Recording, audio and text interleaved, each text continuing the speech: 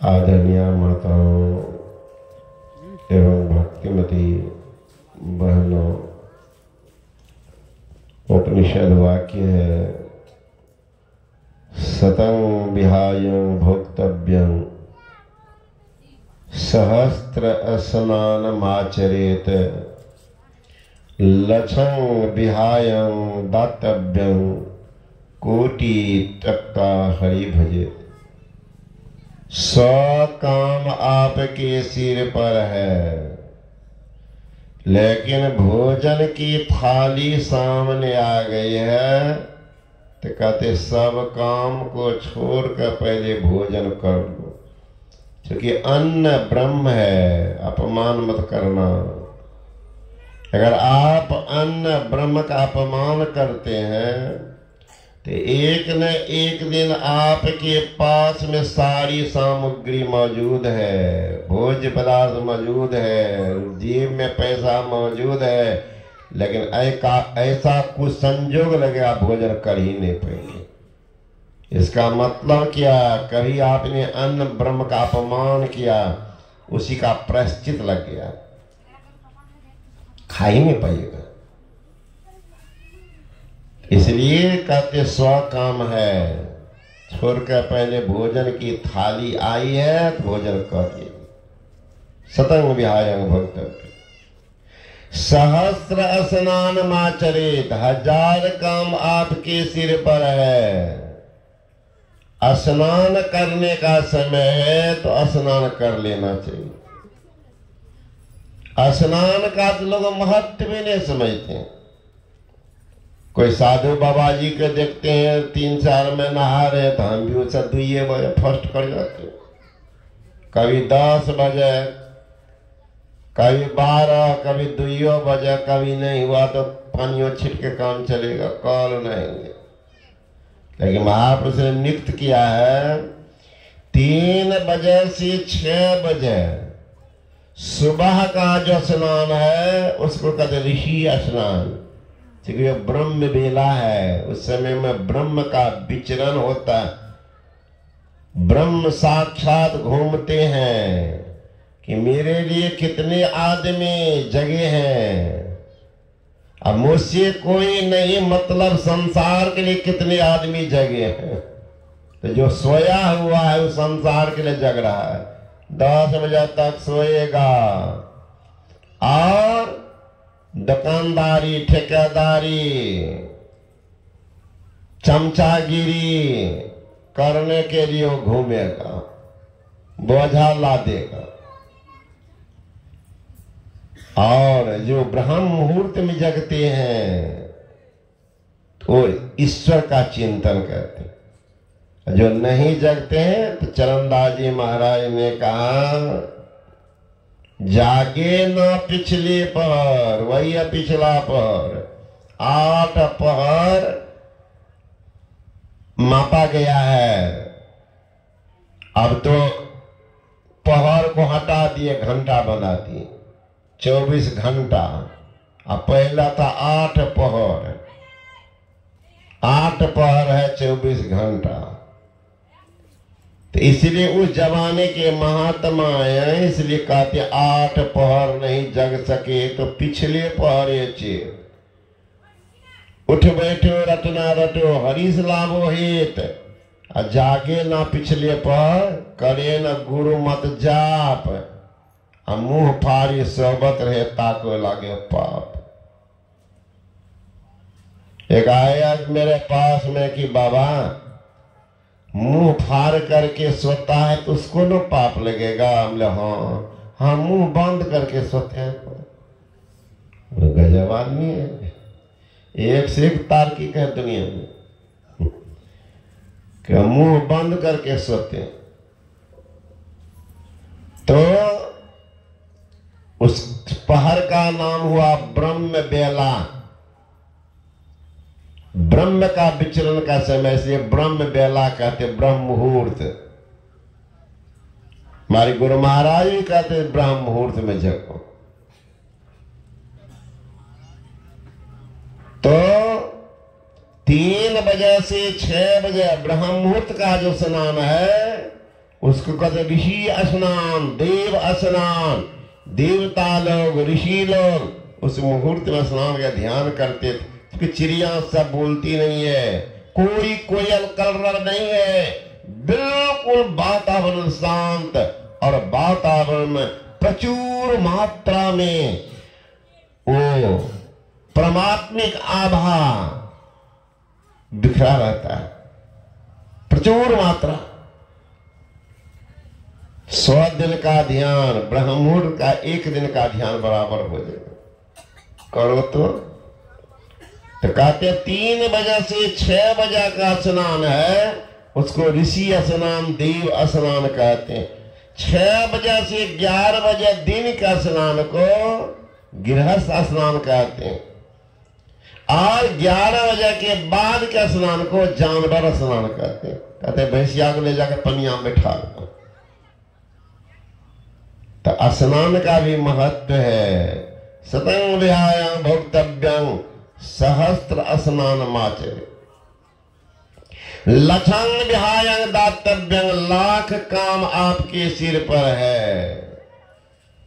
यहां तक क्या भोजन की थाली पर बैठ गए हैं या स्नानागार में स्नान करने चले गए हैं, लेकिन कोई मांगने वाला आया है, भीख मांगने वाला आया है, कहते स्नान ध्यान छोड़ करके भी पहले दान कर दो।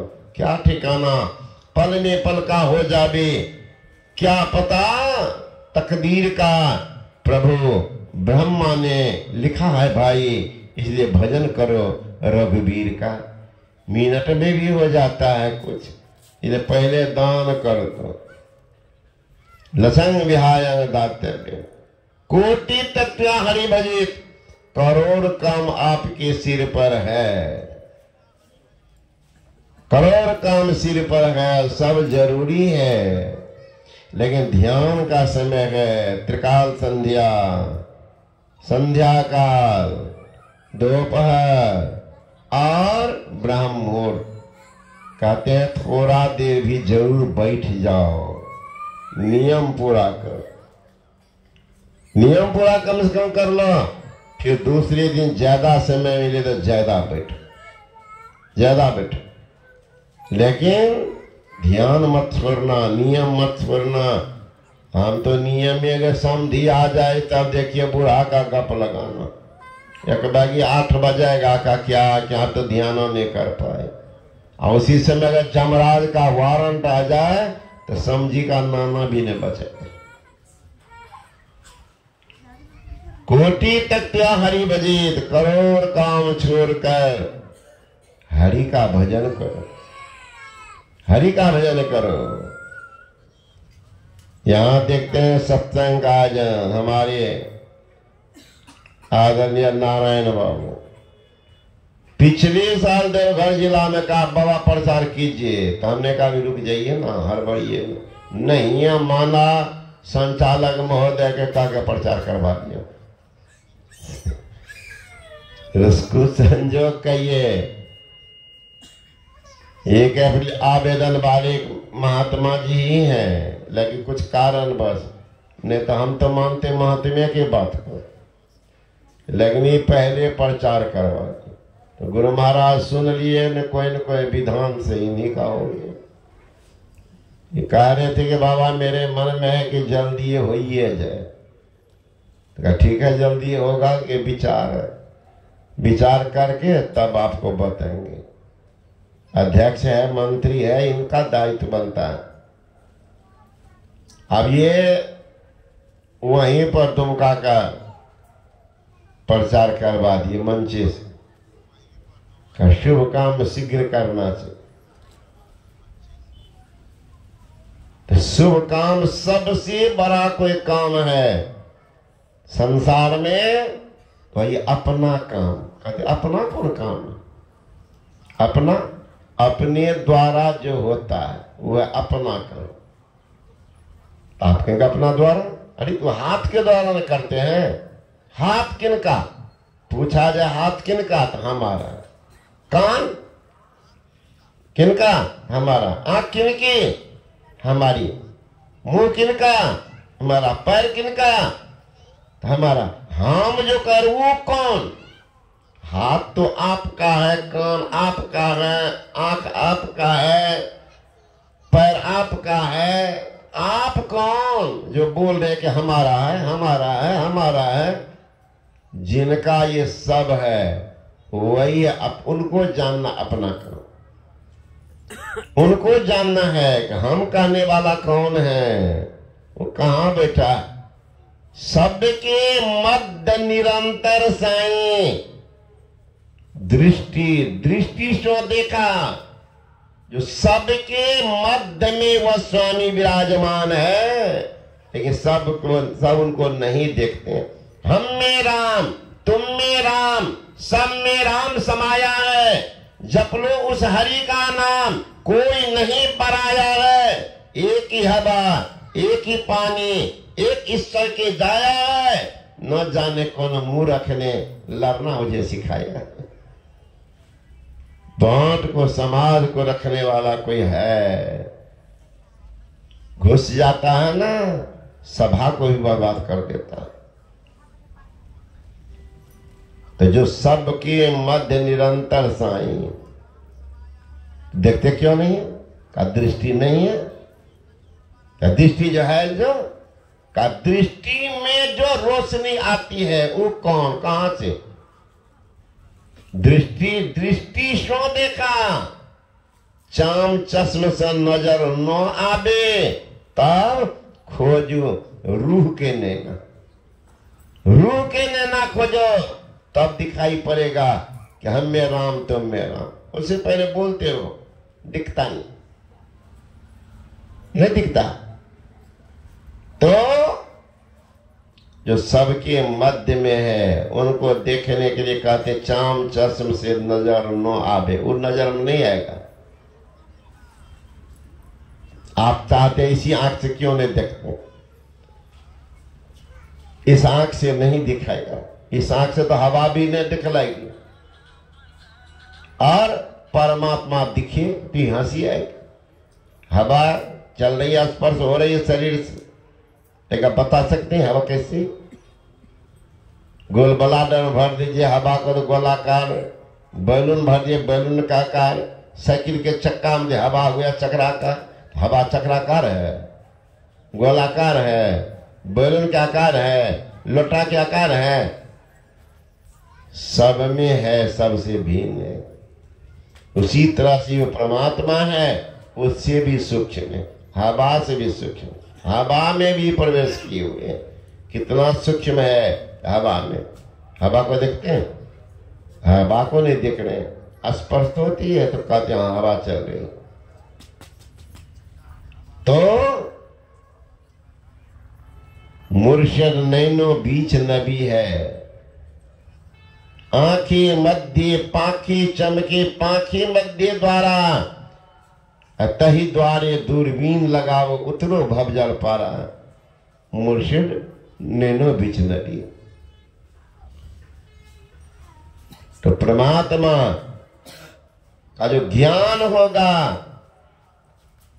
वो सबसे बड़ा ज्ञान। तो कौन करेंगे? कौन करेंगे? जो हम कहने वाला, हमारी आंख, हमारी खेत, हमारा मकान, हमारा दुकान, हम जो कह रहे हैं वही करेंगे। हम कौन? मतलब ईश्वर अंश जीव अविनाशी, चेतन अमल सहज सुख राशि, सो माया बस भयो गोसाई। ईश्वर का अंश या जीव है, यही उसको प्राप्त करेगा, दूसरा नहीं। एक बार राजा अकबर अपने मंत्री से बोले कि मंत्री, वो अल्लाह खुदा कहाँ रहते हैं? अल्लाह खुदा किधर देखते हैं? अल्लाह खुदा क्या करते हैं? मंत्री कहे, महाराज मैं तो सब दिन राजनीति किया, ये अध्यात्म प्रश्न है। मैं तो कभी मंदिर में, गिरजाघर में, सत्संग में, महापुरुष के पास तो गए ही नहीं। सतगुरु से अर्जी हमार कुमार हम कतेक दिन रह गए, कुमारे जिंदगी गुजर रहा है। तब जब जमराज का मूड़ी चलेगा तो कपार धोनिएगा, है रे बाप, है रे माय, क्या हो गया।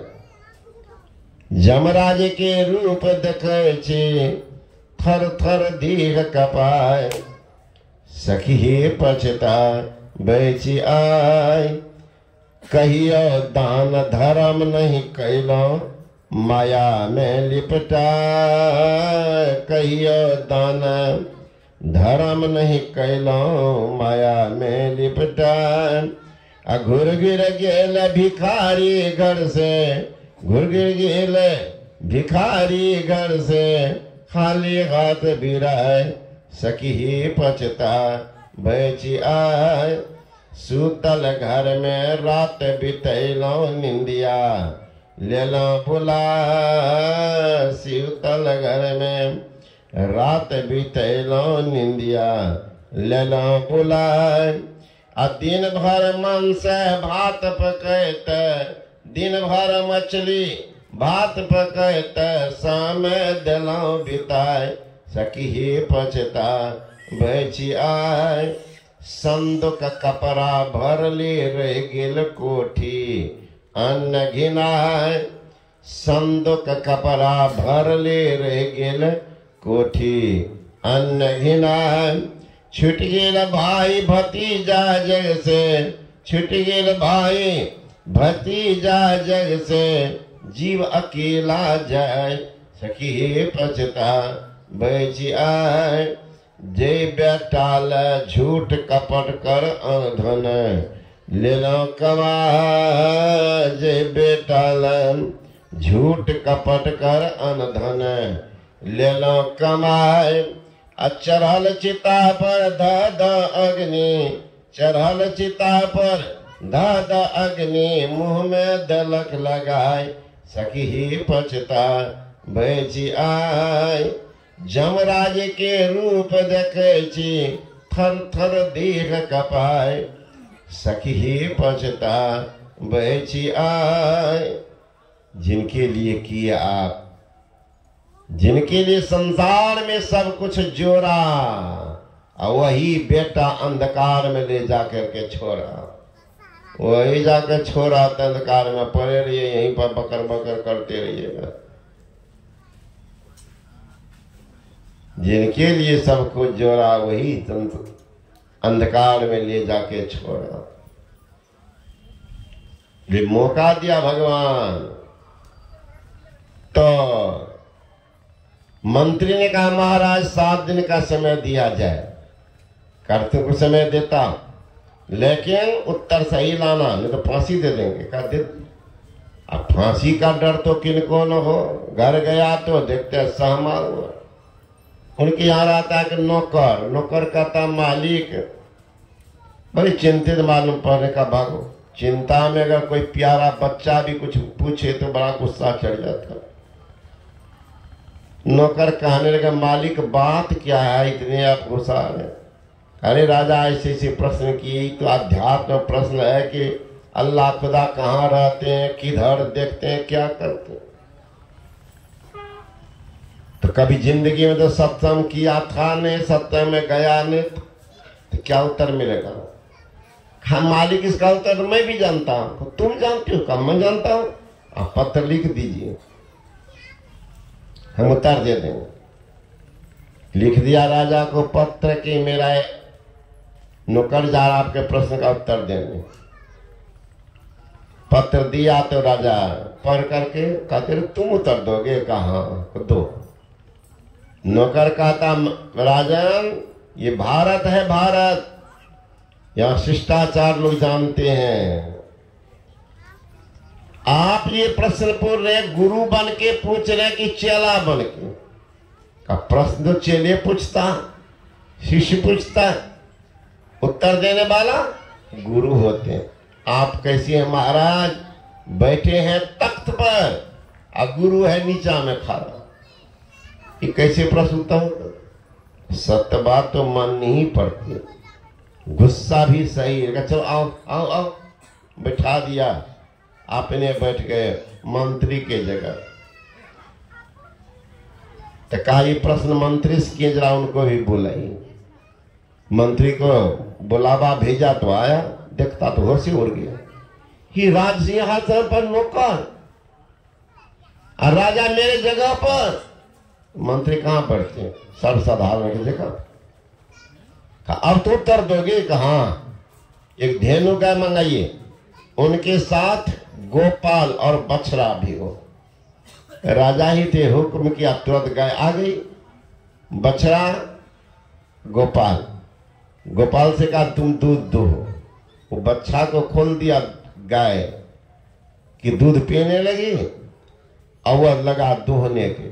इतना बड़ा बर्तन था, भर गया। अल्लाह लिया, उतरने लगा। राजा कहे कहाँ भाग रहे हो? आपका उत्तर तो हो गया। मेरा उत्तर कहाँ? आप पूछिए कि अल्लाह खुदा कहाँ रहते हैं।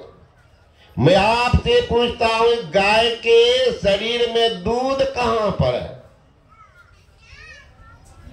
गाय के समूचे शरीर में दूध फैला है, लेकिन मिलने का स्थान गाय का थन।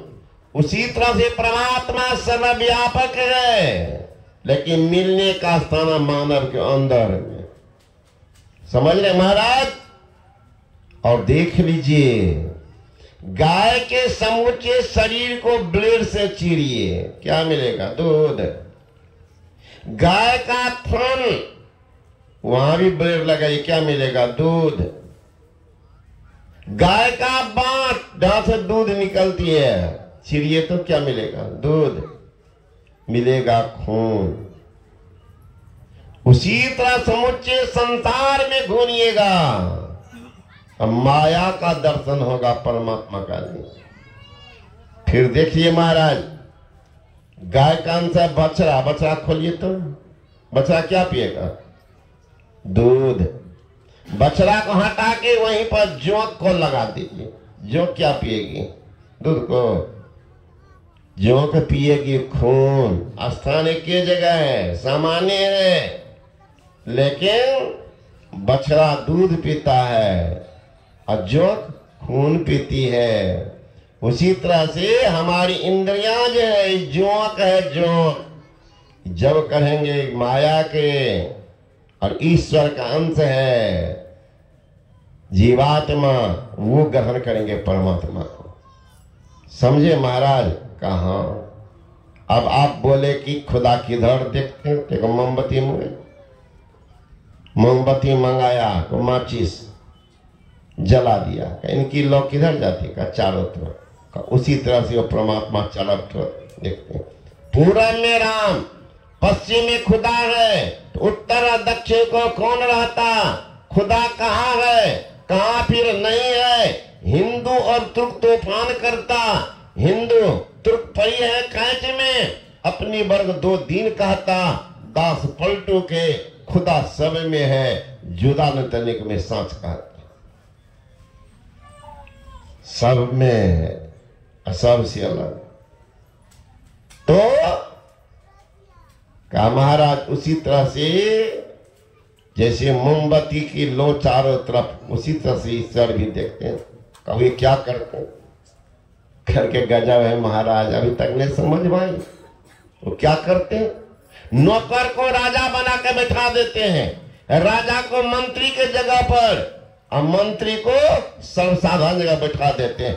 अहंकारी को सीधे ऊपर से नीचे करते हैं। शिष्टाचारी, सुचाचारी, सदाचारी, ईश्वर भक्त को ऊपर स्थान पर बैठा देते हैं। यही अल्लाह खुदा करते। तो जो ईश्वर सब में है और सबसे अलग भी है, भिन्न भी है, तो उनको कौन देखेंगे? गुरु महाराज जी कहते हैं, महर्षि में ही परमहंस देवी जी महाराज, प्रभु तो एक कैसे देखन पाओ? तन इंद्रिन संग माया देखो, मायातीत धर हो तुम नाओ, प्रभु तो एक कैसे देखन पाओ? सहरसा जिला में एक संत में लक्ष्मी